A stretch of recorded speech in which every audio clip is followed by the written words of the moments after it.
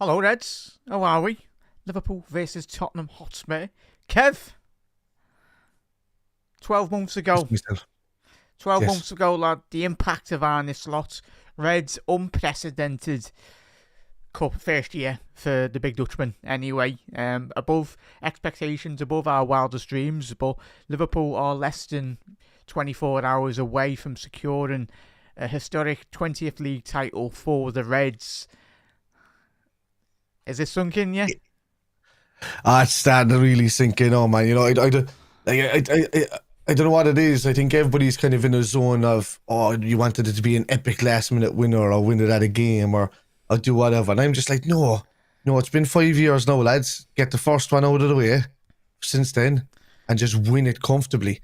Then maybe the other teams will start making it more of a challenge next season. Not the fact that this is a weak season, but that the other teams will actually be able to come up to the level Liverpool were this season and make a challenge. And even Liverpool themselves still need to improve, So it's all good, man.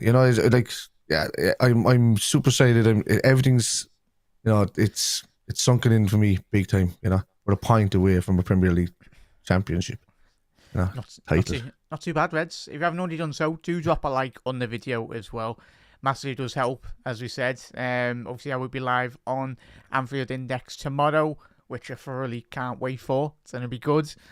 Little celebrations on the stream, but obviously everyone after the game, post-match roar, and obviously I'll be speaking to Gags after the game. But yeah, it's and me and you, Kev, like the last couple of years anyway, doing the pods on obviously Anfield Road TV as well for Every Dead.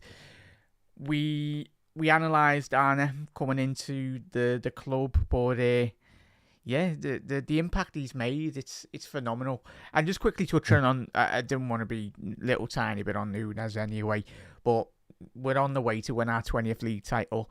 Get off the lads' back, I say, really, Reds. It's when I was a younger when I was a younger Red, I had a bit more, I felt a bit more for certain players and all that, but I think for the younger Reds out there, players come and go at this football club. Some swim, some sink, and some get quickly forgotten as well. But Nunez has played a part in Liverpool winning this league title as well. His record when he has started for Liverpool this season has been very good when you look at the data and everything. So yeah, it's Nunez. We all know he's going in the summer, mate. And I know everyone's been mentioning the tweet in which he did do today. Everyone's like, oh, was it real or was it fake?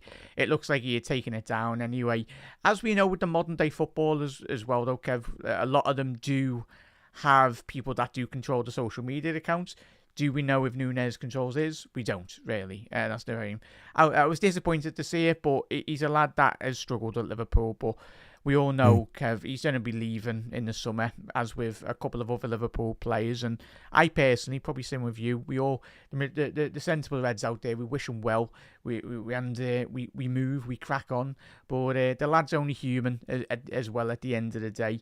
And I think, just respect the lads. And yes, he'll regret posting or whatever, but yeah, at the end of the day, he's still a human at the end of the day for me, mate. It was disappointing. How was you feel about that little I'll just kind of tap off on that note as well. I mean, you're talking about young Reds there mainly, and I'll agree with you in a way, because there's a lot of them that are getting sucked into the Arsenal and the United wave, because there's so much happening on Twitter, that there's so much bitterness on the side of, like, Everton fans that you see on Twitter and United fans you see on Twitter, and with their make-believe posts, so that they can get that clickbait and get those people kind of getting involved in their posts, because that's all they want to do, lads. They don't want to talk about football at all. I mean, these are lads that wouldn't, even if they had a chance to go to the game, they'd barely go to a game. That's just what we're talking about. But what you have to realise as Liverpool fans, lads, especially the young ones, is conduct yourself like a Liverpool fan. That's the only way I would say. Listen to people that are there before you. Listen to the lads of how we treat players while they're still in a Liverpool shirt. We don't slay them. We don't do anything like that. They may never work out. We don't slay them. There was uproar about, unless something drastic happens, you never see Liverpool fans really kind of stepping up like that, like a Sterling situation where he publicly comes out and does all of that. On Granada TV. Doing on Granada TV, exactly. But even after that, he'll hear it in the stands after he leaves. He won't be booed in the Liverpool shirt before he leaves, right? That kind of stuff. So just conduct yourselves well. Nunez is going to leave. he's probably already been told he's going to leave. He's been given the few seasons to get his GA up, and he hasn't had a bad GA. He's always had around 20 GA, every season. So he hasn't had a bad one. But I mean, he's far better than Hoyland and Xerxes put together, and some of the other lads that are out there in short. You talk about what's his name at Arsenal. I was about to say Hazard, but Havertz. He's better than him. He's been better than him. So we can't be too much heavy on Nunez. It's just he didn't suit the style of play. He improved a bit on the Klopp, but he didn't suit the style of play on the Arne slot. But for the Liverpool fans, just get off him on Twitter, lads. He's going to go. Wish him well, and that's it. The only thing we can do is hope that we replace him well. That's it. Yeah. Yeah, and that's it. It's all needs to be said, really, Reds. And celebrate him, celebrate all these players. And I think all of us, every Liverpool fan, will critique players, and we'll do that throughout the season.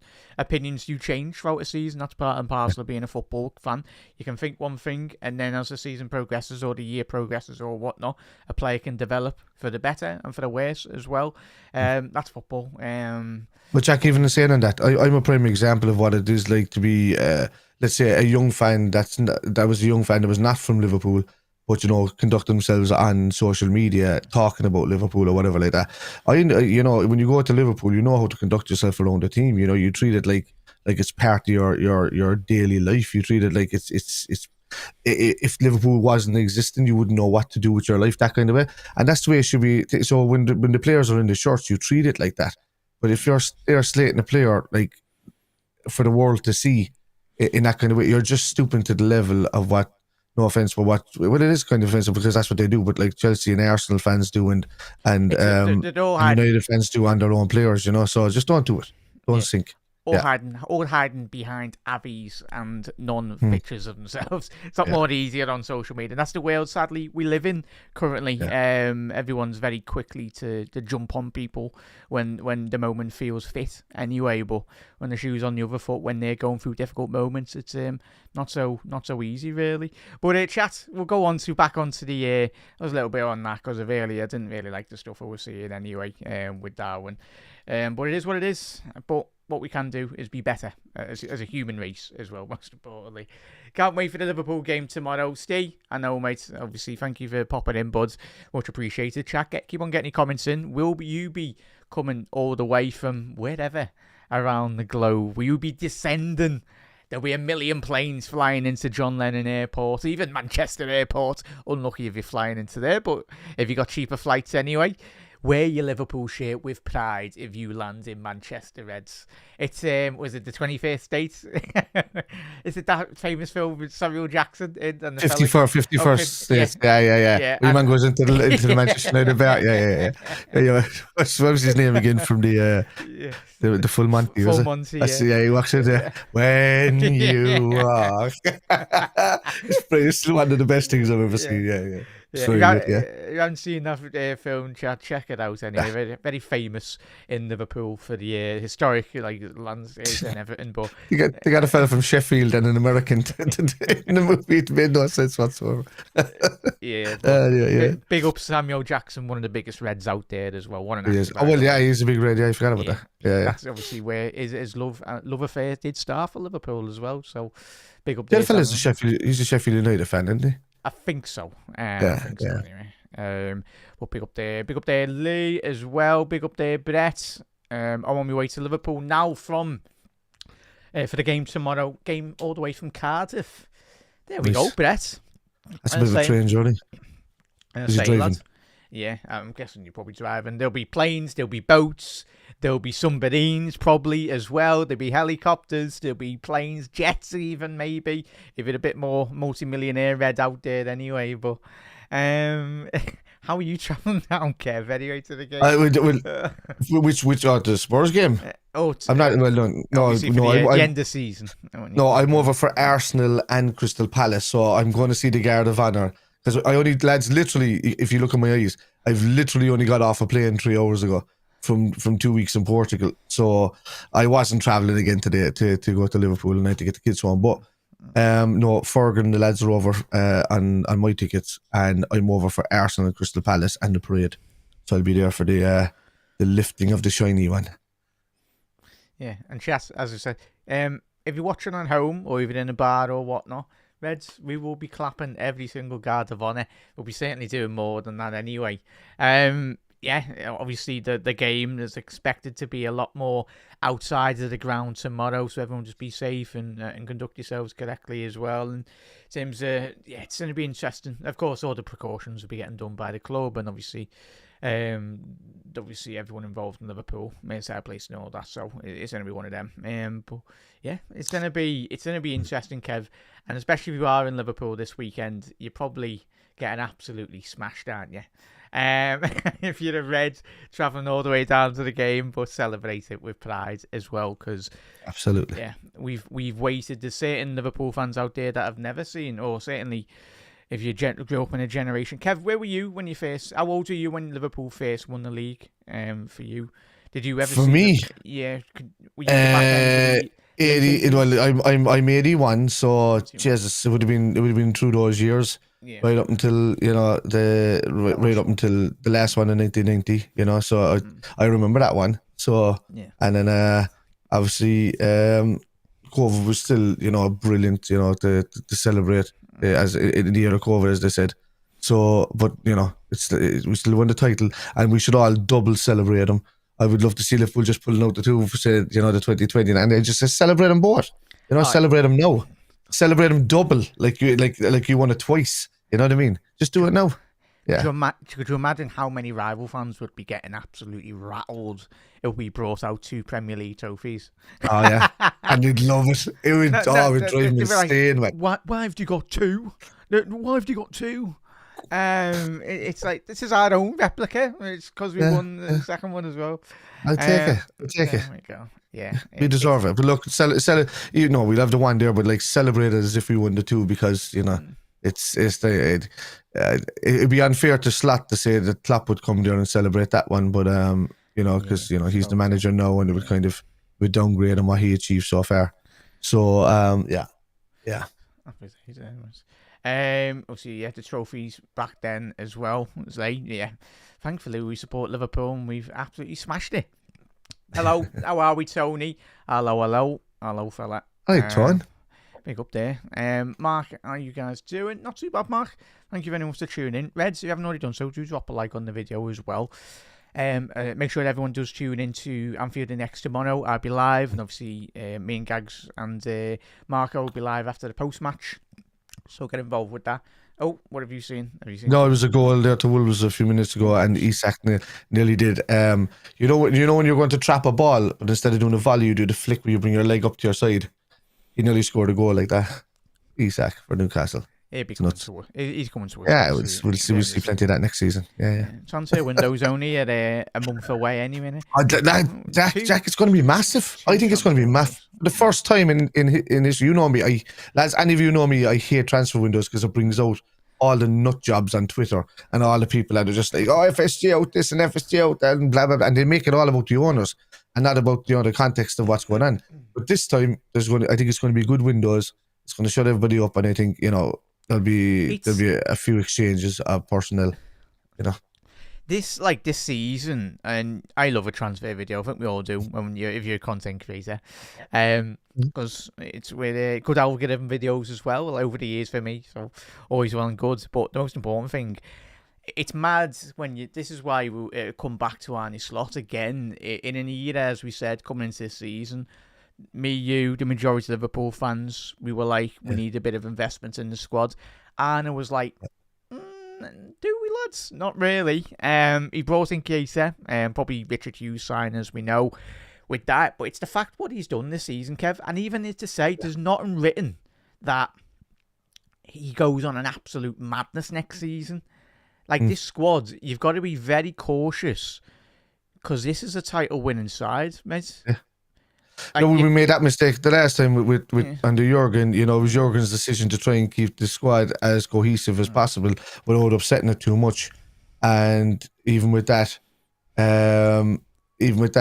he should have developed. Instead, we got Sepp Vandenberg and I forget Wilson, but it just ended up catching us we had so many injuries the following season, stuff like that again. I don't think Michael Edwards is going to make the same mistake this time again and allow that to happen. I don't think Arne Slot will. If you go by past history with Arne Slot, you probably see me mention this before on the streams, lads. But it looks well for 81. Will you go away with it? And it's so good. I'll sing some Barry White for you in a minute, ever sorry.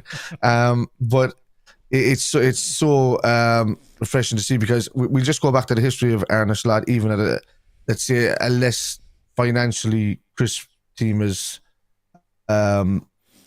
Feyenoord, that don't have to spend that big in the league that they're in. So, but he's still, the first season he was there, completely improved the squad tenfold, had him challenging on all fronts, and then the next season, even household names, he just axed them and just said, no lads, you don't suit the style or whatever. Got rid of him, brought in 17 players, won the league that season, won the cup the next season, coming close to the league as well, and again after that, so, and then coming to us. So he's got his coaching style is there, it's working. He likes playing within the spaces. He likes using the wing backs when he can to cut inside and even drop out when they need to. But I think going forward it's going to be a good future under these guys. By the way, there's a red card tips with you. Yeah, and he's even still adapting to the league, anyway, as you just said there, bud. So I think even adapting in the Premier League, it's one of the most vicious, ferocious, whatever adjective you want to throw at it. It's ever changing season upon season. Spending money in this league doesn't necessarily guarantee you money, but spending money well in the right areas, and that's one thing that Liverpool have done in previous seasons gone by. Everyone mentioned Nunez, but I think that was more or less I don't think that was a data-driven signing. I think that was more or less a case of the players come off the back of that Benfica game and they were very surprised by. It was a Klopp signing, Jack. Yeah, it was a Klopp has these eyes for players, and when he asks for them to come in, they tend to not work out. And I mean, Klopp was a great coach for us, and he created a great family-style team. But some of his choices of players were poor. You had Minamino was his player. You had Nunez was his player that he wanted to get in. It was very. I think recently does that interview with one of the data lads. But Julian Brandt, there's countless videos over the last month that have come out of Jürgen. I can't remember the fella's name, the data fella in the background. That he's left Liverpool now, so he's speaking about it. But it was quite evident that Klopp wanted Brandt over Salah, and it took a load of meetings, and fair play to the lads that stuck firm and went with Salah. Like probably Edwards knows his stuff, Jack. Yeah. I think Edwards opened everybody's eyes when they just saw what he did, and they were saying, well, this guy's after bringing in this player. This same fella's after bringing in this player. And next when they all started working, who's this Fabinho fella? Why are we buying some old thrown back reject from Real Madrid that was a right back that Monaco tried to turn into some sort of central defensive midfielder? But there's a bit of what's going on there. Look how good he turned out. We just got him a bit too late, I think, Fabinho, because I think we would have had him. If we got him a bit early, we would have had better seasons out of him. So we probably would have been more involved in the league runs sooner. But besides that, it's all been Edwards' boys, and it's Edwards' data and his. I know we're after. What would you call it? Poaching, if you want to call it that way. The scientist, the data scientist as well from Manchester City. Yeah. So with her coming in, she's been very good for City, and she's found all of these players like Alvarez and Mamouche and the Diaz and all that. She's found their data well. So she's it's kind of going to limit what Edwards has to do data wise. Yeah. So she's going to kind of start taking over that, and Edwards can just look at it all then. And then just let her do the numbers, and then he'll look at it afterwards and kind of double check with her and all that. Because lads, Edwards runs everything now. Michael Edwards is the peak of Liverpool at the moment. The owners are just background. He's the overseer of operations. He's the overseer. Yeah. Everything to do with football is Michael Edwards now. Yeah. Yeah, which is all good, Reds. So the game tomorrow as well. We'll get through a couple of comments. We'll go back to obviously the Tottenham game as well, and obviously the important game. It's not a given. And it makes me chuckle. There's Liverpool fans out there that go, it's still not won. We need a draw against Tottenham at home. I'm telling you, we might get King Kenny or Rushy off the stands to actually, if we need a goal, I think those two lads will pop on the pitch and maybe get one of... we scored 5 against them last season. It was at that game last season when they popped off you. We scored 5 against them last season. Yeah. Spurs turn off, Jack, at this time of the season. They are. They just switch off. They just disappear and they switch off. And this is what they do. And you'd always think, oh, Spurs Liverpool's a big game. Maybe they'll want to stop the show. Maybe they'll turn off to try and stop, us winning the title. Or they could just be a Spurs and just say, because most of the fans are kind of like that with Spurs as well. Oh, it's happened again. Okay, we'll move on to next week. Let's enjoy it when we do get the odd chance, to win something. So, yeah. What's been your analysis, and Reds? Let us know your thoughts on obviously Tottenham this season, because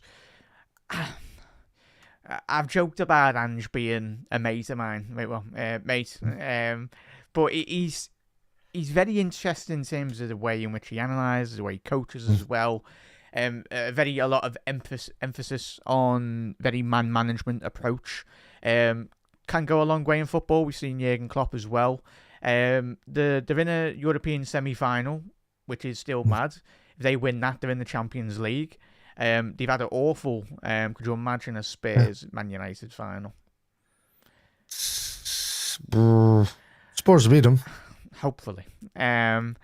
What's your analysis on obviously firstly Ange, Kev, his style of management? Do you think he'll survive longer past the end of this season if they are? But it's very, very hingent on the fact that they'd need to win the Europa League, wouldn't they?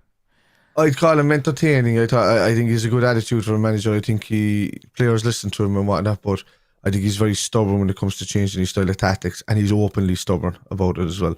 So even if we can obviously see that there's flaws in their team setup because of how they're set up even with their missing players, he won't change it. Like, he won't change the style of play. And in a way, he's kind of like Klopp. Klopp was like that too. Klopp wouldn't change the style of play. He couldn't change formation, So, and James after saying son is out for the game tomorrow. So that's another.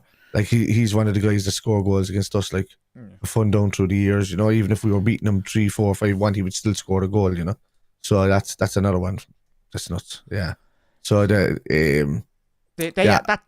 that squad for me, Kevin, that squad's better than what he should be getting more out of that squad, if I'm being honest. Yeah, he should I know they've had more big injuries, but even still, like, that is a capable squad of at least getting top 6-ish in and around, depending if but you look at Brennan Johnson, still only 22, 23 now. I think, and he's come back, obviously, he moved for big money moving, was it in around 50, 60 odd million or whatever it was, or it might be a bit less, much less than that anyway, but he's certainly a lad that with a lot of talent. The fact that he poached him from Forest, but Forest used that money and invested that in the right areas. But Dom Solanke as well, last year, good bit of form as well, come for big money to Tottenham, but it's I do watch and analyse Tottenham, Kev. I don't know how you feel or chat. Yeah. They're so easy to play through at certain moments. Yeah. And I don't understand, because you got Bentancur, you got Sarr as the two defensive midfielders. I know Bentancur's been in and out over the last 12 months with injuries. But, like, you look at Romero when he's on the pitch, when he doesn't get a red card, great centre-half, but very inconsistent. Because you watch him in that Argentina side, and he's a complete different animal, really. Yeah. Like, I just don't know. Some of the players are wasted at Spurs, Jack. That's all I can say. With the way Spurs have been under Levy, and the way Levy just kind of nonchalantly goes, I'm the king daddy, this is how it works. As long as you bow to my will, you stay in the Tottenham side. I don't care. As long as we don't get relegated, I don't care. As if we make the Champions League, great, that's more money. I'll up your money by about 5%. And then it's just run wrong. They build a stadium and they do all of that, but the managers are never allowed to kind of run the club. People give out about FSG and our club, but they don't get involved in what we do in the day-to-day business of how the team is picked. But Levy does. Yeah. He comes down and has meetings with them, has his say, and starts telling them, they think this person should be played and that person. He undermines managers left, right, and centre. So Jose Mourinho was the first one even to call him out openly about it. So did Conte, to be honest with you, as well. So yeah, they're never going to be right under him, I don't think. And and they I'd hate him as an owner, to be honest with you. Yeah, the hierarchy as well. Chat is some cracking comments. Well, obviously, I've started a couple of them anyway. Back to yours, Tony, on that one anyway as well. Get to Lee's comments about Stiller as well for a possible DM. We'll go back to that, but do remind me as well, chat, anyway, that I've started them, because you know what I'm like, especially Kev. He's all do. You're like, you've mentioned an introduction of the show and you haven't covered it. But yeah, it's very sidetracked quite easy. But yeah, big up the market as well. So yeah, Daniel Levy, Ange wins things in this. That's the thing, Jay. Could be true. Like, but as Kev says, alluded to there, Tottenham, Spursy. Arsenal fans might say something a bit more very harsher. But it's in the DNA of Tottenham, because you go back to like the 50s and 60s when they were one of the biggest sides in English football. Like, in all honesty, they were a very big side then, but obviously the last 50, 60 odd years, they've really struggled to gain any traction really in the English top flight. And really, I think their last trophy was of course, and we're not counting the pre-season trophies. I know Harry Kane did in a great interview done a couple of seasons ago. He's like, "Oh, what won the Asia Cup or whatever it was?" He's desperate for a trophy, that lad, isn't he? Yeah. He's just I did that. Well, Bayern and Leverkusen are both 2-0 up this afternoon, but we know Bayern love to lose a 2-goal lead anyway. But yeah, Daniel Levy, Kev, it's a great point you've raised there, because for me, I analysed Tottenham and they're more bothered about concerts at their football club. I know it's and the bloody American football teams coming over. Like we all get the penalty to Newcastle, by the way. Oh, God. He's about to take it. Yeah, I'm big up there. Isaac, get to Liverpool. But if you have watched the League Cup final videos like I have a million times, there's even people that are like breaking down Joe when Isaac tapped Arne or like tapped him. People are like forensically analysing that, going, "Oh, does that mean he's coming to Liverpool?" It's like body language. Like, it's always our shows and all that. But yeah, he scored. It's 1-0 Newcastle. Ipswich should be relegated today after this. So the thing with the tap of the shoulder and Virgil van Dijk and all of that thing. It was Virgil's face was the dead giveaway in that, Jack. Oh yeah. So that kind of just said to me that he was just shocked by something that he just said, but in a good way. There was no whatever, but he was just shocked in that way. So yeah, I do think there's something there, and I think Isak is such a big Liverpool supporter that I don't think he could hold back and not mention it to one of the lads or his captain, his future captain, whatever. He'd be like, I'll see you soon, mate. So yeah. Yeah, hopefully he might be in Isaac plays a bit of FIFA, because he might be in Jota or the old Fabinho pro clubs team anyway that they used to have, because it's okay. Remember Fabinho said, I was playing pro clubs with the Liverpool lads before they signed. So that is new age tapping up of players, pro clubs lobbies on FIFA. I don't think Michael Edwards has got time to do that, or Richard Hughes, but you never know. Might have Semedo and Kirkes, especially if he's got Dominic Szoboszlai's pro clubs team. Kirkes is highlighting himself a bit. He keeps putting up that hourglass symbol, and it's only time. I hope he's not farming Twitter engagements, because I would love Kirkes and Huyson at Liverpool. If I could get the two of them, I'd be very happy with the defensive. Big up there. If Trent leaves, get Bradley, get in probably a senior right back, somebody that was older, that's been there, and that we can develop Bradley more and just bring him in. Like, even is it Carvalho, and he leaving Real Madrid? I think they're going to give him a contract extension, but even they're going to give him a contract extension. He's ancient now, a bit like he still doesn't work. You want him as a backup to come. You want him to come on for the last 10-15 minutes and give him a break. You want him to come on against a lower league side to come up next season. Or somebody who's not doing too well in the league. These are the type of players, these James Milner types that would come on and kind of back, because you don't want to hinder. I want somebody to be competition, but I don't want him to be too old, as like James Milner style, to be too old to kind of compete with Bradley.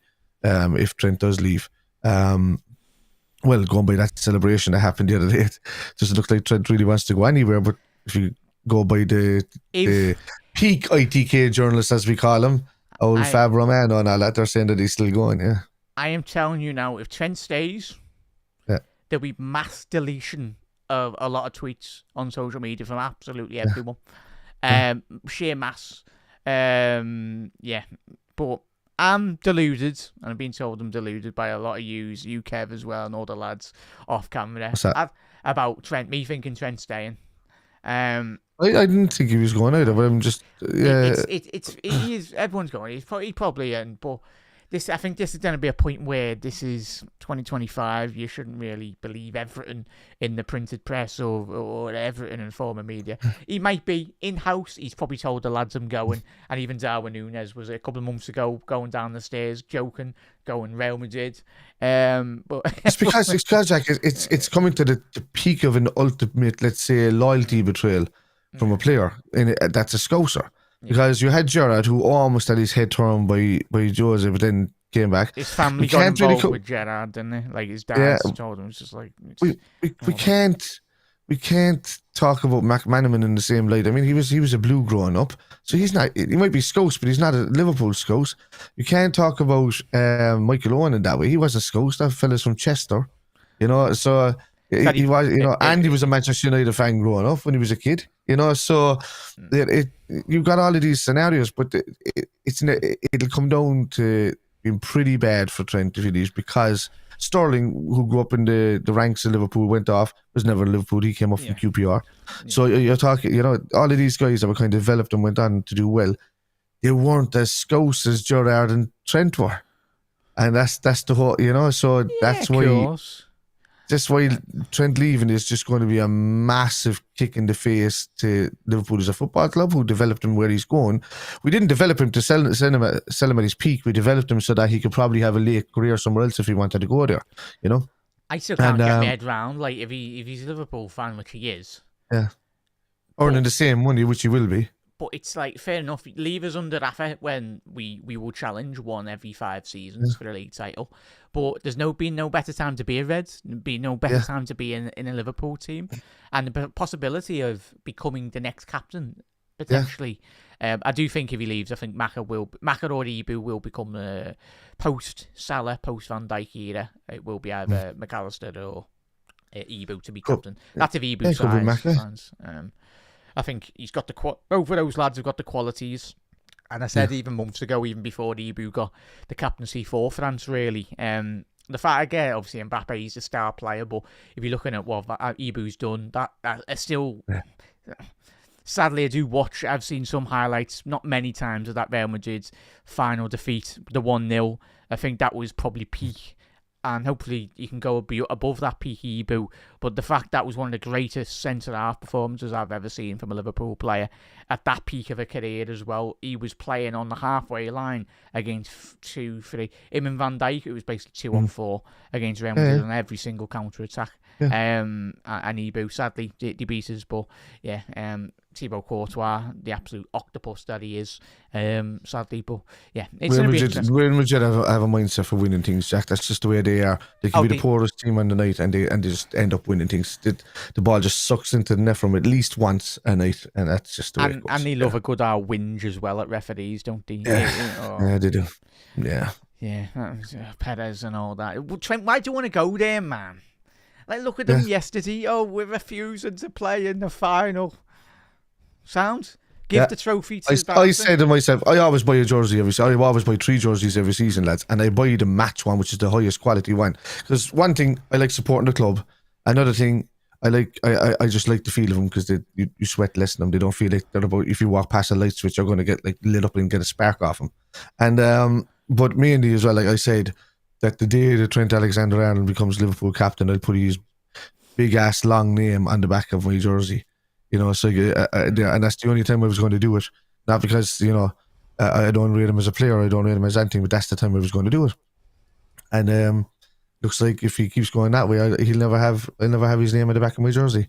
Yeah. Well, at the end of the day, The we names, do what we the do. name, Yeah, kept the names on we the carry back. on regardless. Yeah, and that's the history of Liverpool.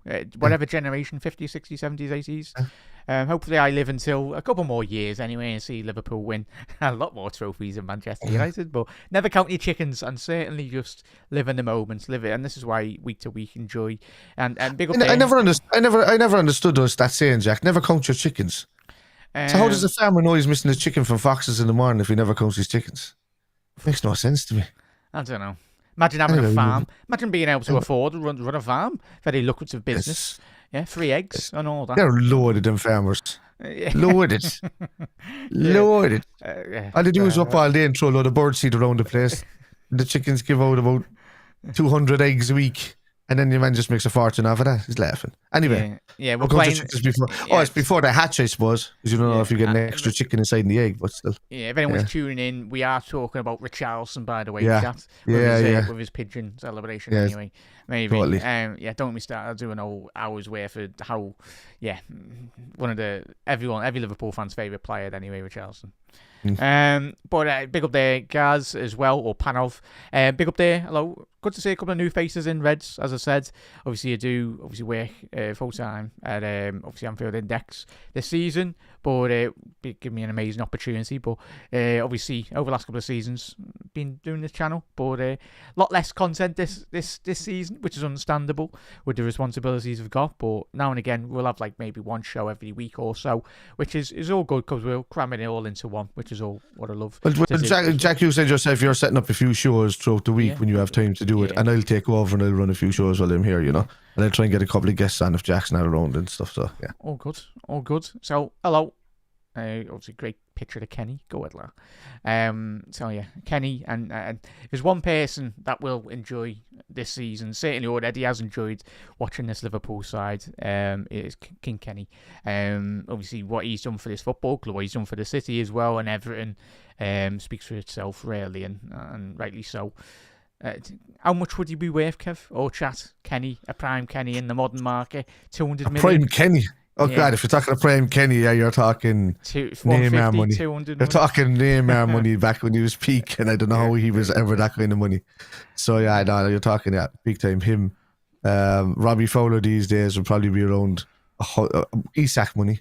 Yeah, Rushy more than Isaac, I'd say.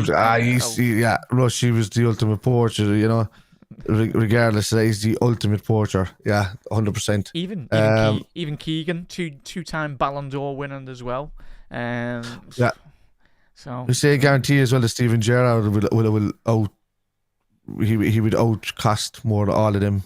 Oh yeah, I'm telling you, Gerrard would be the first £300 million player. You know what I mean? That's what you say he would like. So that just shows you the level. Even Souness in his prime. Yeah, he'd be £130 million player. He'd be cool. I give him more. He'd be more than Coutinho money. Yeah. Chat. That might be a little bit of a fun show maybe in the future. Yeah. We might. I'm no banker, but there's certainly some people might change that first letter on that anyway. But yeah, we'll do a show about that as well in the future in terms of the exchange rates. As I said, maybe might be a bit more change anyway. But everyone, welcome, Reds. Everyone just saying hello. Yeah. 100% all excited for tomorrow. Jay, obviously, it was the Audi Cup, wasn't it? Yeah, there we go. Harry Kane, soon 1-0 up. My God, that goal for Brighton for Arne was unbelievable. He was about 35 yards out. Curl to, it wasn't a straight strike, it was like a curl to the top corner, but it looked like a straight strike. Beautiful. Yeah, that's what I'm doing. Enjoy it, Tony, as I said. And even if you're not going to the ground as well tomorrow, Reds, just enjoy it with your mates, enjoy it with the family, or even if you're enjoying it in yourself, just be proud of this Liverpool team, because I know, like it has for me, creating my channel just to speak to meet new people like Kev and meet everyone as well, and build a bit of a community. New people like Kev, he says 4 or 5 years later. Yeah, that's good. Hello. Yeah, Kev just it's funny, should I have one of those remote controls, no? They make your wife invisible and mute her remote control. That you won't see or hear her for the next 24 hours. So even if she's trying to stop you in front of her, you just walk right through her. It's brilliant. Yeah. No, it's we enjoy it, Reds. Enjoy it, whatever you're doing. If you're going out and about, But yeah, let's see. Here we go. Panov as well. Can't divide. What name is this? Guys. Yeah, it's going to be FM Mental. Live tomorrow. Happy days there, Panov. It's going to be FM Mental. We will live tomorrow 200 yards away from the ground and expecting thousands. The coaches, the flares and cheers. Oh, can't wait. Yeah, obviously, the pandemic, as we know, not a lot of people did celebrate that. But obviously, we know people did go out and celebrate at that period in time, but it's going to be very different tomorrow. Watch the passion, Jack. Watch the fear. It's going to be almost angerish joy. It's just going to be like, the smiles will be like this, but the eyebrows will be like that. It's just going to be like half the face to celebrate one way and the other way. Anger at the fact that we couldn't do it then, but then just bring it back into joy at the bottom. It's going to be lovely. And guys, when you're outside, do you ever pop out and say hello to folks outside, or do you open the door or anything like that? Offer them a cup of order. Yeah, because I always walk past them and I never see guys. So I don't know if he ever does that. And maybe I've just walked past him and never kind of bumped into him. So, yeah. Oh, good. Do we go? But yeah, up there. Trent is a brilliant player. We're saying goodbye. Only one player. Yeah, 100%, miss. 100%. Big up there, Matthias. The logic arrows all points that Trent is leaving. Fans knew a more advanced statement from Van Dijk and Salah. They were negotiating, wanted to stay, but Trent chose one positive as well. Matthias, yeah, 100%, mate. All roads lead to Madrid by the looks of it, from our understanding as fans, from what we've seen. But yeah, he could stay, but the majority of it, as we know, looking to very much go to Real Madrid. And if he does go, similar to what you mentioned at the top of the show about Nunez and players that are leaving, wished him well this season, but crack on. We'll go again next season, and players that do come in, they'll do well as well. And I'm saying this this is in no way a coping mechanism, as I've been saying it for a long time. Conor Bradley's a better right back than Trent Alexander-Arnold. He is as a right back. He's just not as good as creating technical passes and those beautiful passes that Trent creates. It's just the way it is. It's not a coping mechanism for me when I say that we're not going to be losing out defensively with Trent gone, but we are going to lose out in the attack and those one type flare passes that Salah gets, to his feet most of the time, and the odd good crossfield ball that he gives, as well. So it's an odd situation to be in, but we're not losing out wholly as a team. We're just disappointed that Trent is deciding to leave when he's coming into his peak. He could have signed another contract, done 3 years again at Liverpool, and still left at I keep saying 28, but he's 26, and still left at 29, 30 to go to Real Madrid if they were back at their peak or whatever, go to wherever he wants. Then he'll be tapped on the back, but he needed to become captain. I mean, he's not going to feel the same if he leaves and doesn't become captain of Liverpool. I'm saying it here, that the Real Madrid fans are going to eat him alive when he goes out, no matter how good his right foot is. Bale had a fantastic left foot. He was a great player. All of them did. Even Beckham for a time had a fantastic right foot, but he was never as lauded as much as he was when he was at United and whatnot, So these kind of players, it doesn't shine from. Michael Owen, he was won a Ballon d'Or, and went to... Who was it that was on a show with Owen this week? Chas, who was it? There was John Barnes. Was it John Barnes? Absolutely finished him. He finished him, yeah. Nice one, Barnes. Some of us got offered to go, but we said no because, And I know Owen was like, did you? Yeah. Owen just shows Owen's just an internal narcissist, man. He just doesn't understand. He's not an evil narcissist. He's just an internal narcissist. He doesn't understand some of the stuff he says. Is just really stupid when it comes to saving his legacy of ever having a Liverpool shirt on his back. It's just nuts. Yeah, but he's what a player back in the day. But as I said. Yeah, I don't know how Daniel Agler is an ambassador of the football club. I know it is. I get, obviously, he was great when he was a younger player, Owen, but I think, but I suppose. Agler's not an ambassador. It just fit it mainly due to the sheer passion for Liverpool. Like Daniel. I would have had Daniel Agler, man. He loves the club tenfold. I would have him in the door straight away. Yeah, especially for like the Scandinavian Reds as well, are that part of the world as well. So it's one of them really. But chat, obviously bringing it back to obviously we'll speak about transfers at the back end of the show as well. But a little bit about chat. Absolutely smashed it in the comments. Do apologise if you haven't read out every single one of his chats. But I think you're all, from what I've gauged, is all chatting amongst each other, which is good. It's a big community of Reds over there. We're all like-minded as well. And even if you agree or disagree with me and Kev as well, just as long as you're all respectful in the comments, we'll try and get through all your comments as well, which I know the majority is obviously hard anyway. But Kev, in terms of tomorrow, obviously Ange Postecoglou, in terms of their approach, we spoke about obviously. Do you think they could win the Europa League this season, Tottenham? That's where all their eggs are in the basket, to be honest with you, Jack. You know, I think that's all they have left.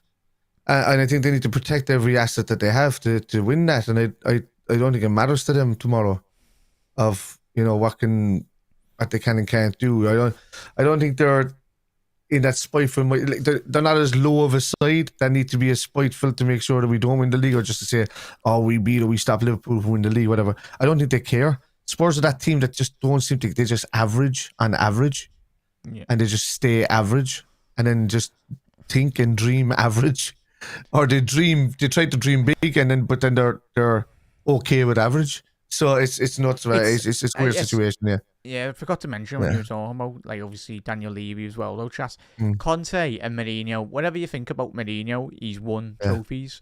The fact that he sacked him a week before an actual final is so Spursy. He is, Daniel Levy, from a monetary point of view, the data's all out there. They are one of the best, if not one of the best run clubs in the Premier League, in Europe as well. The money they generate, well done getting. But it's you look to that era. It's the wrong kind of money. Yeah, you look to the era as well, though. Just and Kev, the money that the lack, that was massive at the time.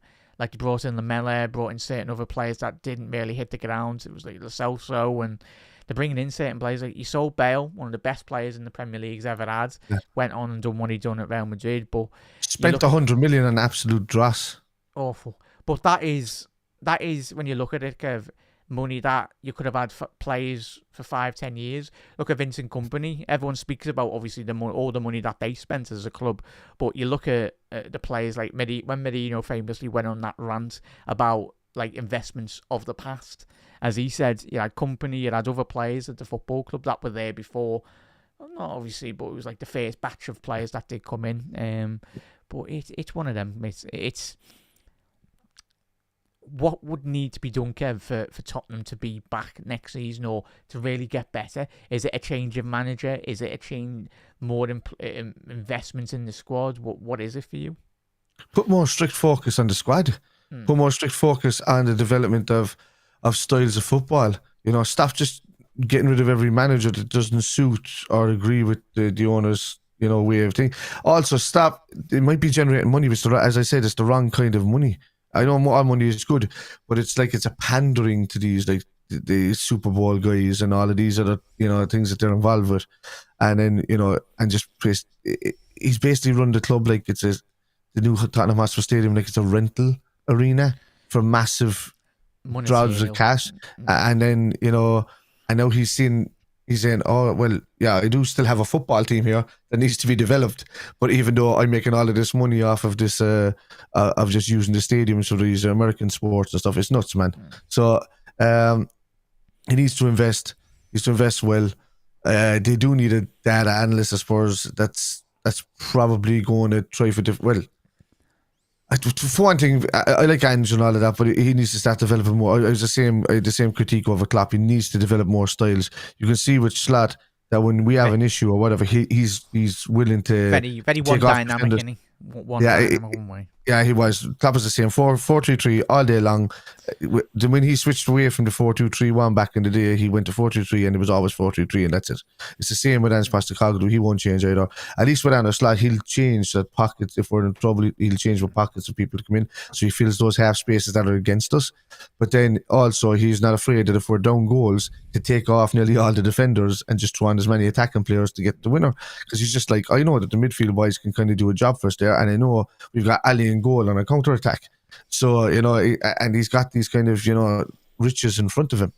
But yeah, but they're just, I don't know what Spurs can do, man. For one thing, the fans need to be more vigilant against the club, because we've got a heritage as Liverpool fans where, you know, we speak up when there's an actual reason. It's not that often, but when we do, it's for a reason. You know, United fans have been kind of like that way, where they've only had one problem for years, and that's been the Glazers, and the fact that the stadium is aging like anything, and you know, and Fergie just left him in a bad way before he left. But Tottenham have a brand new stadium. Jack. It's like a spaceship. You know, it's like literally like a spaceship. It's amazing. But it's just like a landlord that has a football club on the side. That's what it looks like to me. Daniel Levy's a landlord with a football club on the side. That's what it looks like to me. Yeah. But chat, let us know your thoughts. I think Son's a free agent in the summer. Wouldn't surprise me. Chat, let me know in the comments if he is. Don't know, but I don't think he's quite signed that new deal. And if I'm him, I swear if Heung-min Son signs a new deal at Tottenham, I get he's captain and he'll get paid handsomely, but he deserves to be getting trophies, that lad. Yeah. He, for me, is one of my favourite players outside of Liverpool in the Premier League. He was, I always wanted him. Yeah. Like, if Liverpool didn't have Sadio Mane in that era, I think Liverpool would have certainly got Heung-min Son. You look at his time in Hamburg prior to his move in Germany. I don't know how he didn't end up at Bayern Munich. Like, Bayern Munich said, I can be honest with you, if you'd have even know with Son, if Son was playing the team and he was fully fit, I don't know if he's after losing a bit of pace or whatever's going on with him recently, but I think he's just surrounded by rubbish. I think he's fully fit, and you know, he's after going down in age as well, because when the Korean calendar changed, he actually got younger. So which is a strange one. But even at that, I would take him in, and for me, Son in a team like us would probably get his game before Gakpo and Diaz because of what he can do on the side. But if it's Son that's kind of leggy lately and he stays that way, he obviously isn't. But that just goes to show you, that there are players out there that can surpass players that we have in the side, regardless of how kind of good they've been through us at Spurs throughout the season. Because Diaz was great at the start of the season. He was a bit cat in the middle of the season, but then he started to come on great again for the end of the season, so he's starting to get involved in goals and stuff as well. So, but I still think in my mind that Diaz is off in the summer. I know he loves the club, but I do think I think he was. Nunez, I think he was to Barcelona. Yeah. Oh, yeah. Yeah, and Jota. I think Jota will go as well. In saying that, Jack, who do you think? Because I think Tsimikas is gone, Kelleher's gone. If Trent goes, that's another one. Then you're talking about Gomez is probably going to leave because he's just, he's just not that quite. I don't know what he's going to do with Kwanzaa. Is he going to keep developing him, or is he going to cash in him? I think he wants competition in there for Gravenberch, because we kind of got really lucky with how good Gravenberch has been this season. Not lucky because he's put in the effort, but I think he wants an out like anchor player there, as well as Gravenberch, give him a break for games. So yeah, I think there will be a big emphasis on a certain area of Liverpool's team, like it was last season with the four lads coming in midfield. Yeah. I think Liverpool strategically might focus maybe this season on attacking players, and then budget. And I say budget because you need to. It's like any form of business. Like Liverpool have got the expenditure. I think it's a new period that Liverpool are coming in, or every club's coming in the league. I think it's every Liverpool the financial year, once every 3 years, where you obviously have all the books get checked, isn't it? As football clubs, I think it is. Anyway, yeah, it is. 3 years. So 21 to 24, it'll get checked again in 27. So yeah, we've got money 6 windows there, Jack, to spend as much money as we want, because we're completely in the black. So yeah. So we'll be flying. Big chunk of money as well. So chat, let us know. And obviously Endo possibly saying. So the thing is though, Matthias, and this is where I know a lot of us have probably expected him to go, but as you've already alluded to, he's a good lad, and the thing is, he's so versatile. I think it was just his age. I think he's if we keep him there and he's happy to be third string and just pop on in these cup games, I've no problem with him either. Because as Chat's already alluded to today, he's a good lad, and as people go on there, how he's just not. You can't keep a player just because he's good lads, but you need good lads in the squad. Like the emphasis on Origi over the years. The thing is, he knew his place. You can't. We're not Chelsea Football Club where we bring in 20 first teamers where they're all desperately wanting to be in the starting 11. That's not how you run a successful football club. Like, you need your squad players, even the years that you've all mentioned in chat, and your Keegans So you and create Rushes as disarray. well. They don't help each other out then as a team because there's so much in competition. It's grand with a little bit of competition or a little bit of balance. Too much competition is not a good thing because it does create the bitterness and the sourness within squads, and it doesn't leave then. Yeah. Yeah, chat. You see, I love it, chat. That's what it's all about. Get it. Supposed to be gas. You're that old, mate. Wait, well, sorry. All good there, Fadoff, as well. But yeah, it says Lisa Afcon. Yeah, it's going to be interesting. But the main thing is, Mateus going into that the period of time really for Liverpool. We need to be ready. We need to be bringing in players that are capable of bringing in good quality. 2-0 Newcastle. 2-0 Newcastle. Any guesses to who scored? Dan Burn. Big Dan Burn. Oh, Wolves 2-0. I tell you, Trent Larson scored again, chat. Keep an eye on this lad. Not for us, but for... I tell you, I think he's how old is he? He's 22, 23? Oh, no, 25. Yeah, 25. But he's a very, very good player for me. We probably get Cunha for 45 million. You'd nearly get that money for Jota. He's going elsewhere. He's going to Man United. Cunha? It looks like he's going to United. But I don't, as we just said already on today's show, I don't really like his attitude at the minute, mate. Even being honest. Yeah, it's pretty bad, yeah. The amount of red cards, the amount of his demeanour on social media as well, in terms of refusing to play and stuff like that. Yeah, he can do one if he's like that. Yeah. My man's commenting on fan channels, like fair enough. I think we'd all love Van Dijk and all that within the comments today, but it's unrealistic. Like, they shouldn't be doing that, and Cunha shouldn't be doing that. Really, he's a professional, should be leading the line, and part of being in any football club is being a professional athlete and like big personality. You need to just shut out the noise, focus on your football, and let it do your talking. If you want to get your move, let your agent decide it, or if you don't like your agent, sack him off and do it yourself, and get a move to a football club, because he's got that buyout as well. Good player, mate, but I think attitude wise, I don't think it's. That would have to change tenfold. Yeah, like Klopp definitely wouldn't buy him. Let's say that. Slot might be able to buy him in 10 or whatever. He definitely wouldn't buy him. But then you do kind of have. You do have Nunez in the side, who is a good kid, but he's also, he can have an attitude problem at times. So, yeah, that's says a lot when says a lot when we're playing a left winger striker this season. I just don't want to put all our eggs in one basket and be disappointed, because the fact is, the last few seasons, it's not like Liverpool haven't tried to spend any money, Jack. It's just because we went after Caicedo, we put in a £105 million bid, and he just said no. We went after other players, but they just said no to us. Salah said no to us at the start, and he said he wished he didn't. And he went to Willian said no to us and moved on. Chelsea as well, innit? All of these. So they went, they went where they thought the best quality or the best chance of getting trophies was at that time, but not where the best heart was. So, and that's kind of fizzled out now, because no matter how much money all these teams have now, they've all got money. They're all tainted. The whole lot of them are tainted as clubs to go to, because you could see it's just not a good place to develop as a footballer anymore. United, Chelsea, anything like that. Cole Palmer stepped up for the start of the season. Where's he been for the last 6 months? Oh, you've got me starting on Cole Palmer. You know me, mate. I know, yeah. I love him as a player. I think he's massively. He's just limited. He's in the wrong. He's in the wrong squad. Yeah. He's in the wrong team. Yeah. Like, I think this season, if anyone's seen Menesca's comments this year, I think it was one of the players or one of the former players of Chelsea saying that there was a big emphasis on Menesca saying if he sees you trying to do something against his instructions, he'll lambast you, really. He'll go against, obviously, I think it was one of the comments this season, as in an interview anyway, but like if he ever sees a player stepping out of line or not following the instructions, he has a go at them. Like, even if he scored as well. I think it was a former Chelsea player. I can't remember the name anyway, Chester, I do apologise. But I think he's very limited now as a player, Cole Palmer. Yeah. He's too overcoached to a sense, and that is a factor with certain managers in the modern era of football. Like, you're seeing Cole Palmer when he come in first initially to Chelsea. A player of that ilk, very similar to certain other players in the Premier League and in Europe, just let them go and express themselves.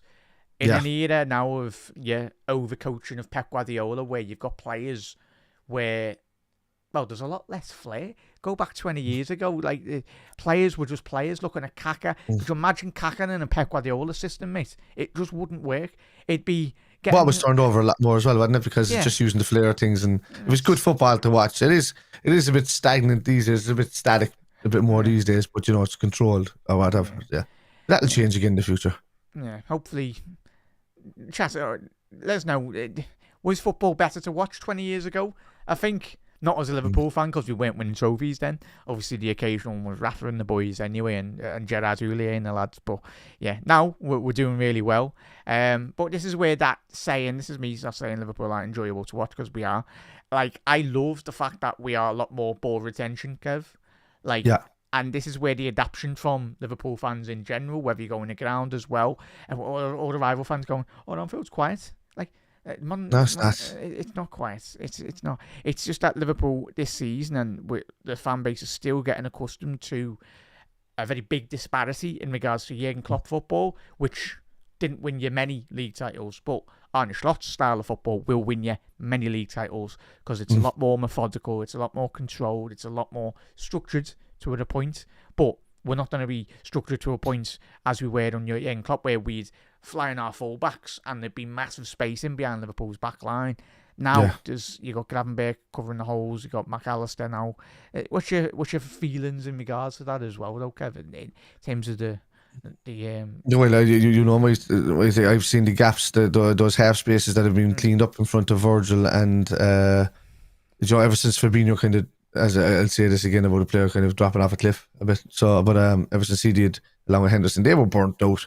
They were the first two to really burn out within the Liverpool squad at the time, and we were poor Verge and Matip at the time, and Gomez, and even Kanata was just coming into the side. What's that? Just see it. Sorry, Laura. Panov, I'm not that far behind you, mate. Anyway, I'm getting there. Sadly, yeah, I'll be there. But even the space, just those spaces, because we're better now in transition, a lot more.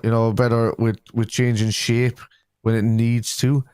There's a couple of times this season where the legs have been a bit leggy and they just can't push that ball into the net faster than what they did at the start of the season. But that was also down to personnel being, some personnel that came in and be missing. And me, Jack, you're one of Jones's biggest fans. So am I. I think he's 80% perfect, and then the other 20% is just annoys the absolute pants off me. That's where good coaching's gonna come from, though. Yeah. Like, this is what Arne, whatever the new player's coming in, and this is what I love probably the best about Arne. He's a head coach first and foremost. Like, you come in with that title, as we know. Like, he coaches players, and that is, in an era now of big money transfers, that is the sole responsibility of any manager, any head coach that comes into a football club, what you can do with your current players. Like, Arne, Chiesa was the only player to come in, and it's not as easy as rival fans go, but Liverpool won the league a couple of seasons ago. Yes, it's a great squad. But as we know, football, like, a lot of things can go different. And this is where everyone goes, Liverpool haven't had injuries. Yes, we have had injuries.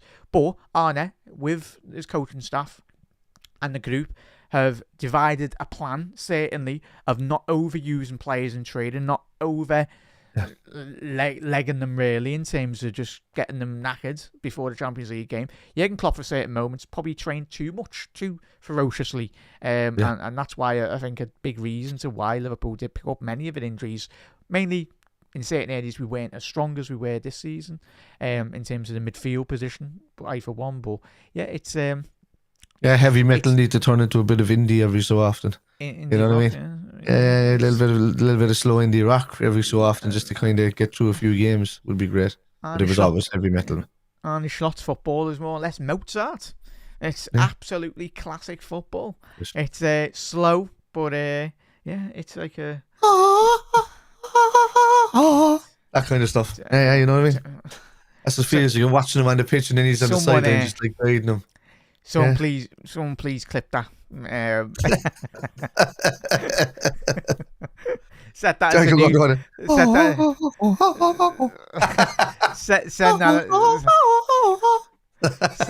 send that as the new goal noise when Liverpool score.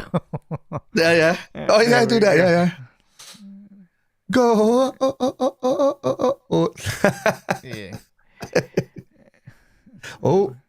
Newcastle nearly got in there again. Yeah, chat. I'm loving it, chat as well. Everyone, as I said, over the years as well, being great, building a great community of Reds as well. I know there's a lot of people that just lurk in the chat, and everyone's welcome as well. And a massive thank you to everyone that has been supporting me over on obviously Anfield Index. A lot of you have found Anfield Index for the first time this season. A lot of you knew who they were. Obviously, everyone in there obviously been going at Anfield Index for 14 years, but some of you that have headed over and you're getting involved with Dave's shows and everyone's shows as well, which I love. That's what it's all about, most importantly. So thank you to everyone that has done that as well this season. It's going to be a very busy summer, as we all know, with transfers and all that. But I might even get involved in the transfer thing for the change. Yeah, I'm actually looking forward to it, yeah, which is good. It's important because it's going to be interesting, as we said at the top of the show. Maybe Arne might bring in 2 or 3 players and might be that. But I think the biggest transfer that Liverpool have made was bringing in the new gaffer, the new manager. He's the biggest transfer, as it was 7-8 years ago, bringing Jurgen Klopp into the team and the football club, and similar with Arne Slot. And what about when you think of it, Jack? We only mentioned the players earlier. So Keller is leaving, Yaros is staying, right? That's coming in. That means we're not going to go for another goalkeeper because he's already there, right? And Yaros is going to be the third choice keeper who did a complete U-turn and he's wanting to leave, which means that we're going to make money for Kelleher, at least up around the bones of about 40 to 45 million, I think, in the euro wise. And then you're talking, if Trent leaves, we're going to be looking for a bit of competition there for Bradley. So that's 2 in that position already. Simigas is definitely leaving, and Robertson's going to need some younger competition there.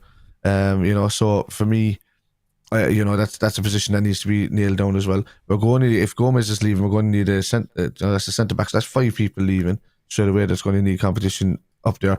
We are going to develop some youth and bring him into the side. We might see that a bit more in advanced roles, or will Owen Beck be developed more under Robertson and give him more of a chance? I don't know. Then you're talking about competition from Gravenberch at the moment. If we're getting rid of Wataru Endo or whatever, what's going to happen there, we don't know. And then, obviously on the right hand side by Sabazlai, he needs a bit of competition because we can't we can utilize Jones there, but we really do need somebody that's going to drive on into that box from that right hand side instead of turning on a penny all the time, laying it back and then maybe taking the odd shot from the extra on goal. I want to see somebody who can drive from the midfield, running with the ball like McAllister kind of can do on the left hand side. And then I think Salah needs backup. I think going forward he needs backup, but a young backup that's willing to learn. Maybe Ben Doak is that guy. I think if Diaz leaves, we're going to need somebody on that left hand side. And then you're talking about Jota, and I can't see Jota and Nunez staying next season. I really can't. And so we're going to need a major signing up front. So there's a lot of signings happening. I think if Liverpool get a bid from possibly even maybe Wolves might come back in for Jota for the money that they get with Cunha, because he's still 28, be 29 next season as well, but he's still a very capable striker, and certainly, but it's one of them where Liverpool need to be looking now to the next phase. I think obviously everyone, if you've not checked out the interview Arne did a couple of months ago, and then we know with VTs really a lot of that content is filmed a lot prior to when it's published anyway, so could have been very much a lot more early within the season. But obviously Arne, we spoke to Gary Lineker then, and he said obviously we had a quiet summer coming into this year, and then obviously he alluded to Arne about this season a couple of months back, saying it's going to be very, very active in the transfer market. And I think I do believe Arne when he says that, because as I said, there's going to be plenty of that as well. Won the league and the World Cup. Operates around big up there. Yeah, won the league and the World Cup as well. Maka, yeah, we'll get Maka's World Cup anyway. Certainly England won't be winning the World Cup in a very long time anyway. But yeah, it's all good, mate. Everyone's. That could be a handball. Against Ipswich there. But yeah, nice one there, Mark. Chat, if you haven't already subscribed to Anfield Index as well, head over to there, get involved with all the lads and ladies over there as well. Plenty of great content. There's a goal at Southampton and Fulham, but I don't know who it is. Oh, always be Fulham. Or no way. Oh yeah, it is Fulham. There we go. 1-1. Yeah. Emil Smith Rowe. So have you got him in your fantasy football? So yeah, quickly on that one. Anfield Index. Head over to the pro version as well for as little as a coffee and bread, so you can get involved with all the full podcasts, and you can listen to all the podcasts when they're going out live as well. Join the Discord if you've got Discord as well. That's free to join, but if you become a pro member, you can get involved even more. So yeah, it's but it's a massive thank you. I think in terms of the starting 11, Reds, get your starting 11s in there as well for the game tomorrow you anticipate. But and just a quick one, sorry, before we get into that, Kev and chat, I'm hoping we do see a lot more, not a lot more passion, because Arne, we've already seen it in. We've seen little, but the calmness, his calmness personified. Arne, he is a manager that wears probably his heart on his sleeve, but he knows he's there to do a job. And we've seen the passion against Diev. That was his experience of how poor Premier League referees were. I think any human on the planet, if you were a manager of Liverpool, would have got extremely angry, even if you didn't like football anyway. But yeah, it's. Do you think we'll see a bit more of the Arne passion might filter out tomorrow? I hope it does. I think he can let loose. I think he's just being a bit too serious. I think it's just his nature to be a bit of a very rare, but I think it'll come out more in him. I think once he's more relaxed, because he knows the job that he has at Liverpool, but I think once he accepts that he is the Liverpool manager and that he's not just there to do a job and to be stoically faced all the time and all, I think he'll just let loose then, and that's the kind of Arne you want to see. As I know, every Liverpool fan is missing the warm hugs from Jurgen Klopp, and that's where it lies. But we want to see the passion from him, and that's what it is. Yeah. Again. Yeah, hopefully we see maybe in a couple of years if he wins a treble or something, he might do a backflip on the cop or whatnot. Yeah. You never know.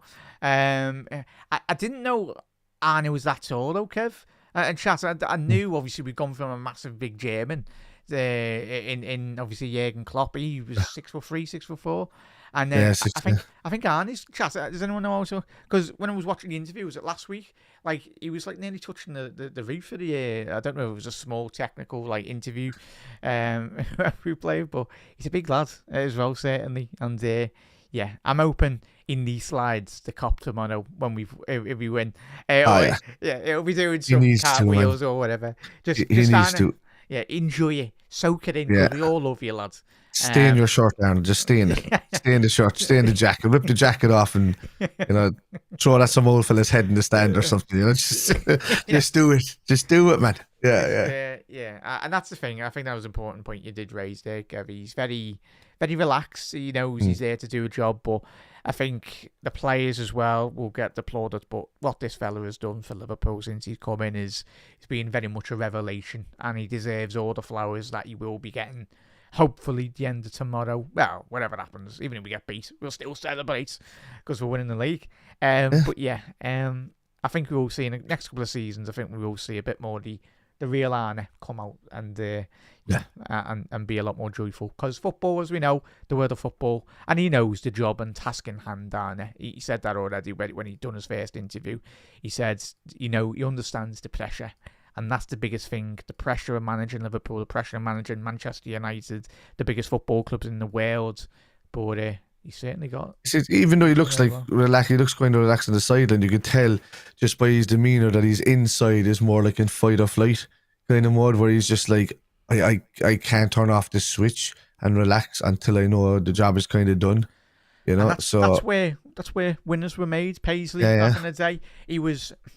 The characteristics of Paisley, he was meant to be a very quiet person, but in terms of, as we said, he's very vicious, really, in terms of when he speaks, everyone listens, really. Yeah. He wasn't a man of many words, Paisley, but what he did say, everyone listened to it. Because Shankly was the guy that, he was the man of the people, he was the chatter, he was the Jurgen Klopp of the time. Yeah. So, he took Liverpool to the next level from where they were, created a real family type orientation and a passion for the club again, which they always had anyway. But you really showed them to the world, showed them off to the world, and showed them how good the fan is, how good the fans are. He was fans first, and then and playing to the fans first. He wasn't all about the bureaucracy or anything like that. Whereas you said yourself, PSG is the guy that came in after that, from under Shanks and knew the club inside and out, knew tactics inside and out. only spoke when he needed to. Man was a genius. Yeah, and Absolute genius. yeah, and won 19 trophies in 9 years, Jack. Alex Ferguson didn't even do that. No, he's 3 European clubs, by the way. Yeah, so nobody can talk. People go on about Alex Ferguson being the greatest manager in Premier League history. He is. But if you're talking about football history, then you have to put Paisley right there as in that time period of 10 years. Alex Ferguson, like if people say, oh yeah, he did that, or Alex Ferguson was it 26 trophies over that period, or I don't know what it was, but I remember his 13 titles or whatever. You give Paisley that same length of time. If he had 26 years at the club, he'd be on about how much 10 European Cups. It would have won. We'd be up there right behind Real Madrid in Europe. It's just goes to show you. It's just legacies are done in periods of time. If you're going to go over a 10-year period, then it'll be 100% Paisley being probably recognised as one of the best managers ever in history. So so long may that continue with that kind of rotation and slot. Because they say they come in these little omens. I mean, the last time Leeds were promoted, Liverpool won the league. There's even a thing going on saying the last time the fourth day Liverpool won the European Cup, and it was happened again, and Arsenal. Yeah.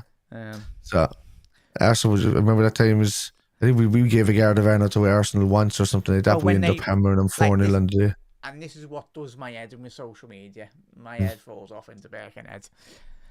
Like, Arsenal fans, like, they're like, oh, like, we won the league at your ground. Yeah. And the cop applauded your football club, and we didn't laud you, but we appreciated. We that's the one thing about like Liverpool fans, whether you're match-going fans, even the travelling cop, down the years. Like, there's a fully understanding. We appreciate quality when we see it. We're not salty, Jack. Yeah, we're not salty. We love football. We're beaten. Yeah. And they come to our ground and we won it. As disappointing, as angry. Well, not angry. Well, we're angry, disappointed, all the emotions on that day. Like, that is. Could you imagine if Sky had that now? If Liverpool went to Old Trafford and won the league on the last game of the season, like, that would be absolute theatre. Yeah, be great. Yeah, especially if United actually became somewhat decent again and got involved. So it is what it is, Jack. But I called United's demise not as a Liverpool fan or whatever, but just as watching football. I said it to you there a long while ago. In 2013, I wrote a post when Alex Ferguson announced he was leaving, and I say everything that I said, pretty much 95% of it came to fruition. And it's still, anybody wants to go search my Facebook page, they can still see it's there. And that was like it was like a 9-paragraph thing I put up there about what's going to happen if they don't replace Wright and develop on the stadium again, because Fergie's leaving an age inside, all of that. So yeah, it's nuts. Yeah. So and it's just I suppose every fan base has got there as well, but like just go back all the videos and the interviews and everything, like just do a bit of history checking, really. Homework. Yeah, homework. That's what it is. But if you don't like stuff in school and you don't want to do it at home, but you love football, then you learn about football. You know what I mean? It's easy. It's all there. It's out there. Just go read it up anyway. Like, we appreciate quality when we see it as well. But yeah, it's like Call of Duty, Jack. If you're crap at Call of Duty but you love the game, you go and you get better at the game until you get better. So if you're a football fan and you want to talk tripe about football, but you don't have any stats or information to back it up or knowledge base, go and learn about it. Yeah, and then maybe people take it seriously. I love, me, Kev, and anyone that knows me outside of football. It's not like I scored 20 goals in the Premier League. But outside of YouTube anyway, I just love. I'm a student of the game. What do you say, really? I love watching Italian football, certain games as well, all around Europe. If a game's on, I'll watch it because I just love football in general. I think it's amazing, especially different styles of play and everything. And I think that's why we do these kind of things, Jack, because we get so fed up of being at home and just thinking about football and thinking about Liverpool and having a good knowledge base about it. Because I don't think many people that do start YouTube channels about their favourite club or about the Premier League don't have kind of a good knowledge base about football, because they be torn apart instantly and in their chats and stuff like that. There's a lot of channels out there that are pretenders in what they do because it's all about the clickbait, but that I've watched anyway. But then if you're talking about real football channels like Anfield Index, like us, and even what's his name, who's very knowledgeable as well, Mark Olbridge and all of these kind of guys that have been, these are all good guys that know their football stuff, but don't live in fantasy la la land, So that's the way it is. Newcastle 3-0 up. Isaac, please say it's Isaac, Chas. No, it's not. I think was it Lascelles? No, Osula. He's only just up coming in as well. Yeah. Not the young lad. I think that's the fella. Newcastle 3-0. So that's that. Yeah. Oh, West Ham. There's a goal at Brighton and yeah. Yeah, West Ham, chat. Weird West Ham, aren't they? Weird football club. Like, are they losing again? Yeah. No, they're winning. Away at right. Brighton. Like, they're so 50-50. Like, West Ham. Brighton will draw that. Brighton will draw that. It's Brighton are the drawing team this season. That's who they are. Brighton just draw with everybody.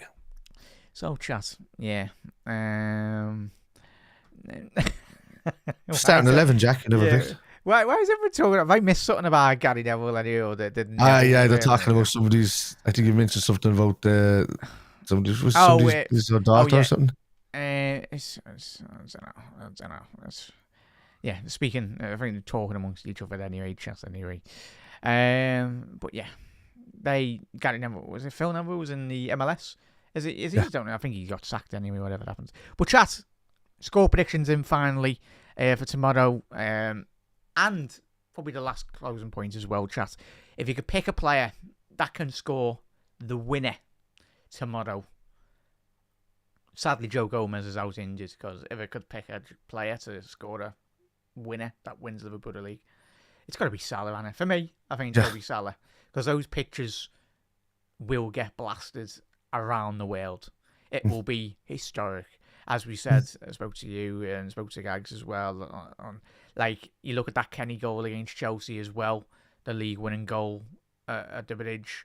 Like, they will live for the next 100, 200 years. They'll be etched in Liverpool folklore. If you could pick a player tomorrow, Kev, who do you think? Who would you like to see? For me, Salah be one, mainly because it'll just lead to solidifying these chance for a Ballon d'Or. I hate all of this narrative about people just create this narrative about only, Champions League winners can win the Ballon d'Or, or only this person can win the Ballon d'Or. I don't see it.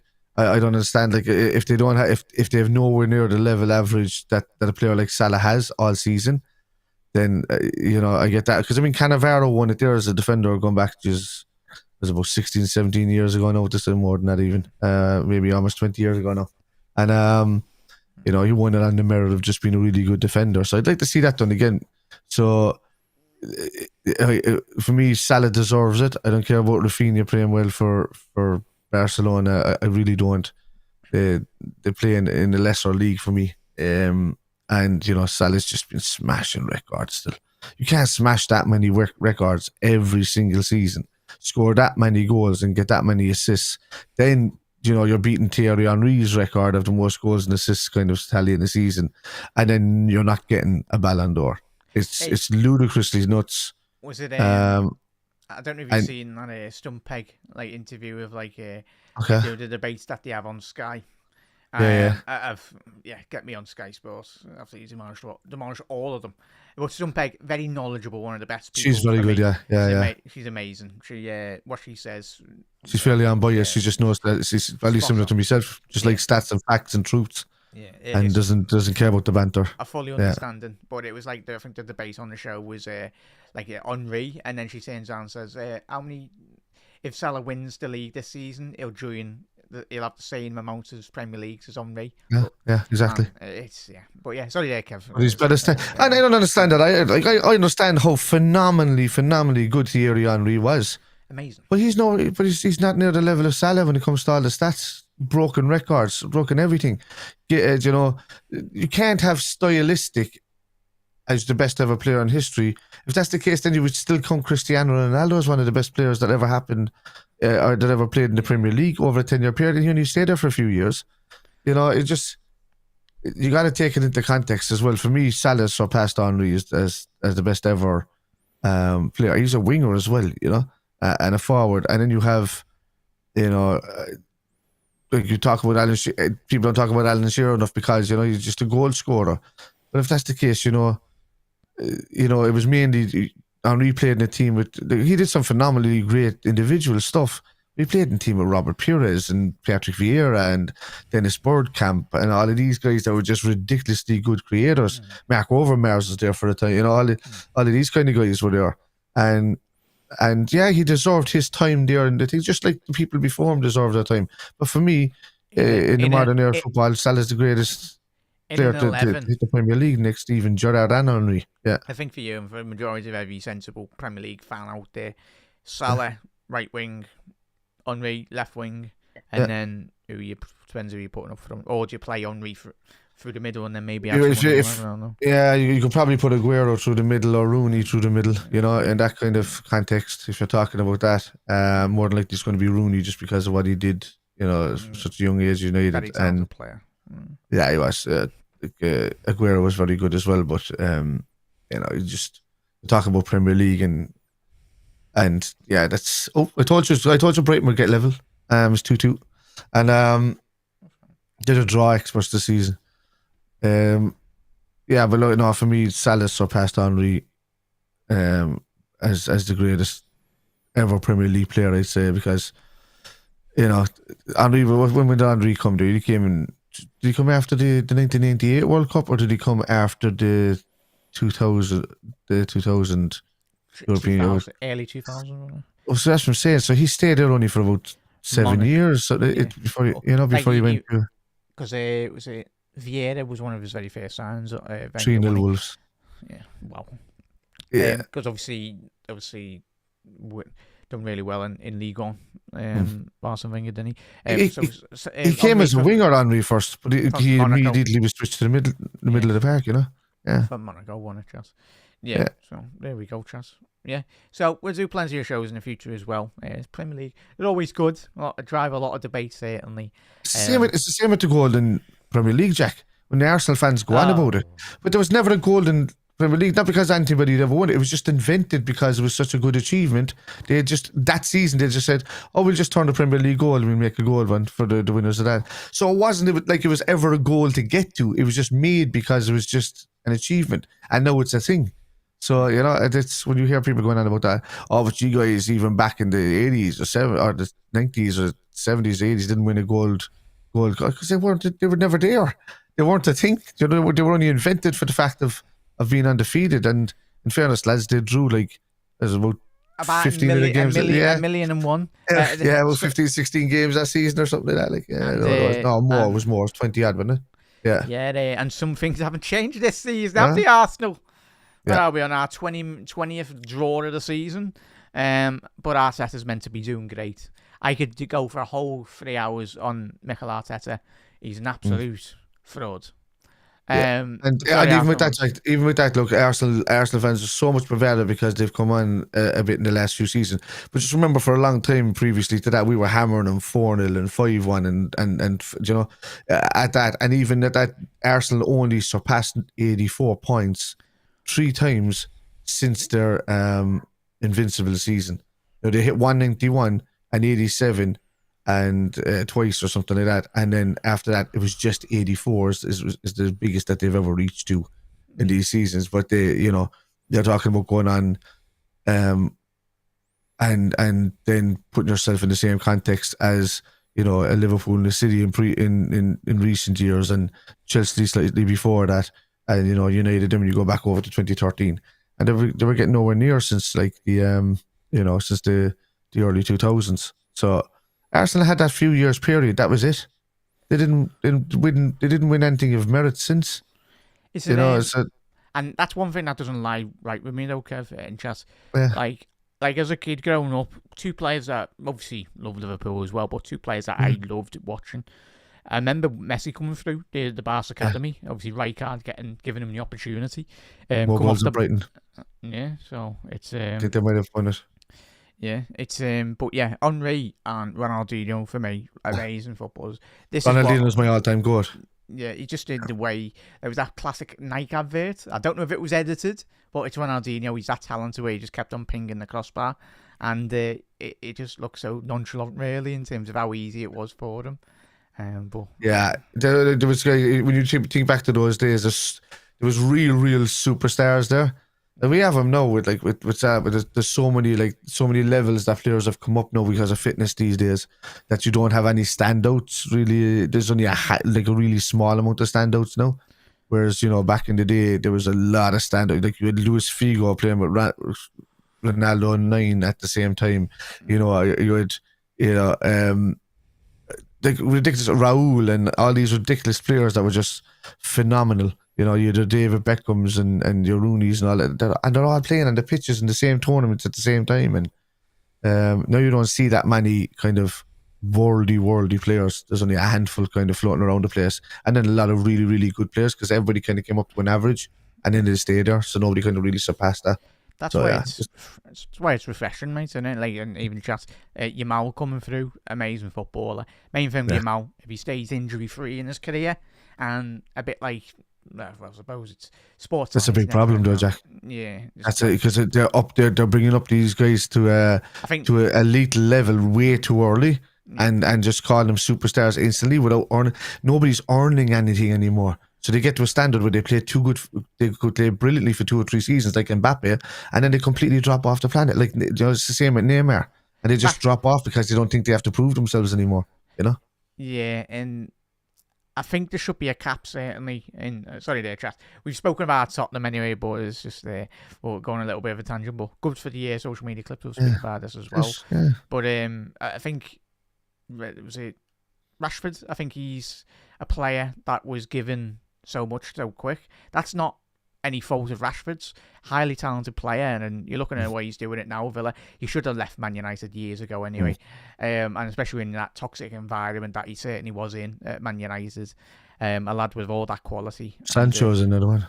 Yeah, I think he's got the allure of all that money at Chelsea. They're only human at the end of the day, like all of us. If we got offered a contract in front of you, then you're earning vast amounts of money. I think you're going to take it, aren't you? Because first and foremost, you look after yourself and you look after your family as well. And they're only human. And the life of a footballer is extremely short now. If you think about it, like obviously that's one thing if it was a player growing up in the 70s and 80s, obviously earning a lot more higher average than the average person now, but the money awash within football now is good and bad really. But it's good to see Rashford and other players that have left their previous clubs do better as individuals as well. Because chat, it's been great. And massive thank you to everyone. I do apologise. You were all chatting amongst each other in the comments, which is fantastic. You've absolutely lost me, the majority of you, in certain moments. But you're in mid-conversation flow anyway. But massive thank you to everyone that is tuned in today, everyone.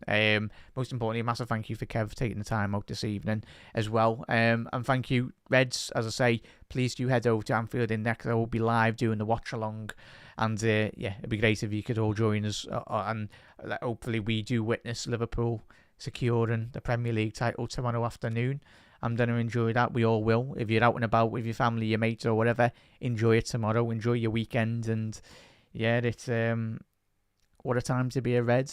And if you go on the ground anyway tomorrow, everyone, be safe, be well. Everyone travelling up it's special moments that will certainly last a lifetime as well. And fair play to Fulham. Have got a winner there as well. So Fulham, they did, yeah. 2 last-minute winners. So nice one. Go ahead there, the boys. But yeah, Kev, thank you, mate. Ipswich, that's no hassle. That's Ipswich relegated as well. Yeah. Once the full time is up, that's them relegated, I should say. Yeah. So Reds. Thanks for having me on, Jack. I appreciate it. Lads, I'll be live as well for the game tomorrow, so if whoever's on, you want to open me in the second tab, work away. I'll be chatting away. Where will that be? At the same time. Live? I'll be live everywhere. I'll be live on YouTube, Facebook, Twitter, TikTok,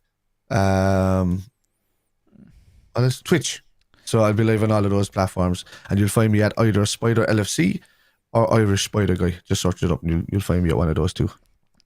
100%. So, Reds, if you haven't already subscribed to Kev, go and check over and subscribe. Subscribe to, obviously, Spider LFC. Subscribe to Anfield Index as well. And, just,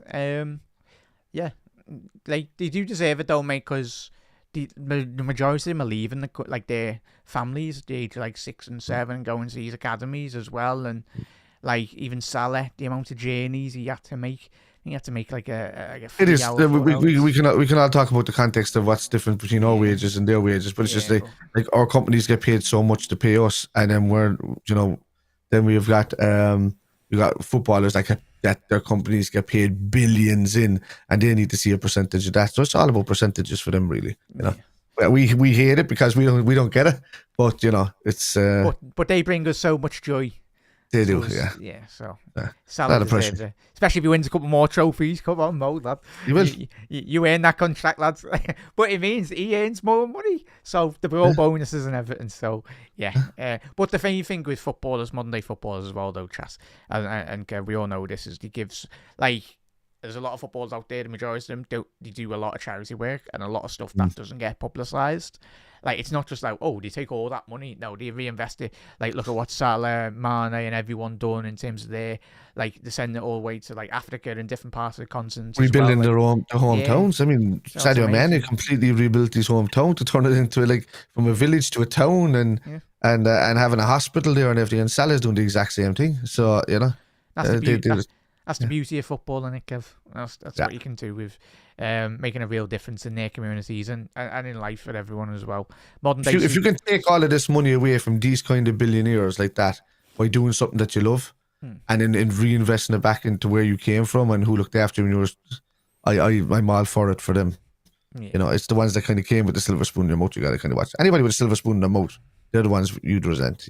That's what we're thinking of. So. Yeah, footballers as well. But Kev. Enjoy tomorrow, buds. I know you enjoyed the watch along. Everyone, whatever you're doing tomorrow, hopefully you do see us in both our watch alongs as well. But if you don't, enjoy the rest of your Saturday evening, whatever you're getting up to. Get a little bit of sunshine tomorrow. Let's hope it's not raining tomorrow. Not raining. I don't think so. It's full of fog over here, Jack. I think it's going to be hot. Yeah, I think it's going to, it's caked in fog all day when I arrived. But the sun was there and I could feel it on me. So I think there's going to be a few good days in the incoming. So nice one there, Chas. And Lee, I've seen you popping into Anfield Index as well, mate. A lot of you in the comments as well. I've been popping over. So yeah, Chas, massive thank you, everyone. And just keep your notification bell on. As I said, obviously doing a lot of work with Anfield Index, which I'm loving. Still learning every day, which is a good thing. That's the main thing as well. And improving, and willing to learn and learn different things. So every day is a learning day, as you say. Just keep your notifications on when we're live, or it might be when we're live anyway throughout the week. But Kev, everyone, enjoy your Saturday, and thank you everyone for tuning in. And you never walk alone. And the Reds 20 times. Sod United with a 20 times song anyway. So, that song is gone, by the way. They can't sing it anymore. It's gone. Yeah, so unlucky. Gone. They can't sing it anymore. Bye, lads. So unlucky United.